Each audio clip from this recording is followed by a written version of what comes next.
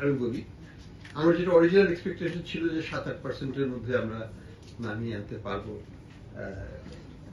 দেখা যাক জুনের ডাটা কি আসে, আমি এখনো জানি না।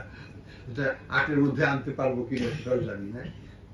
হয়তো 8-এর মধ্যে চলে আসতে পারে, হয়তো 8.8 হতে পারে, 8.9 হতে পারে, কিছু একটা হতে পারে, আবার নাও হতে পারে, আমি জানি না। কিন্তু আমি আশা করবো যে একটু কমবে, যদি কমে ভালো হবে, প্রত্যাশা সেটাই। তবে একটা জিনিস আমি বলি, বাজারে কিন্তু একটা স্বস্তি আছে, এবং একটা জায়গাতেই শুধু অস্বস্তি আমার কাছে, সেটা হচ্ছে যে চালের দামটা বাড়ছে কেন। এটা কারণটা এখনো আমরা পুরোপুরি ভাবে জানি না, কিন্তু এটা অবশ্যই একটা অস্বস্তির জায়গা। কারণ চাল তো আমাদের সিপিআই বাস্কেটে 10%-এর উপরে ওয়েট, একটা সিঙ্গেল লার্জেস্ট ইম্পর্টেন্ট কম্পোনেন্ট। তো সেটা সংখ্যাটাকে পরিবর্তন যেটুকু আমরা আশা করবো সেটাকে অবশ্যই ব্যাহত করতে পারে। বাট এটা ছাড়া বাকি সব প্রাইসই কিন্তু নিম্নমুখী বা স্থিতিশীল পর্যায়ে আছে। এবং আপনারা একটা খেয়াল করবেন যে রোজার ঈদের পর থেকে কিন্তু সামগ্রিকভাবে দাম কিন্তু বাড়বে।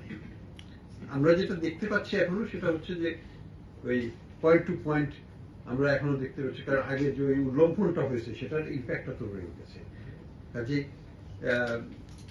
আমি এখনো আশা করব ইনফ্লেশন আগামীতে কমবে,